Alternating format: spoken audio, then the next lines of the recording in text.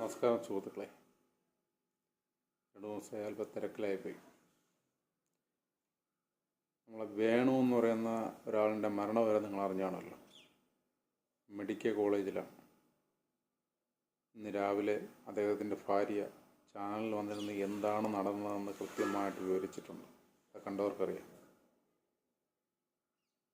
നമ്മൾ അവിടെ ചെന്ന് കിടന്നാൽ ഒരു പട്ടിയുടെ വില പോലും അവിടെ ആരും തരില്ല.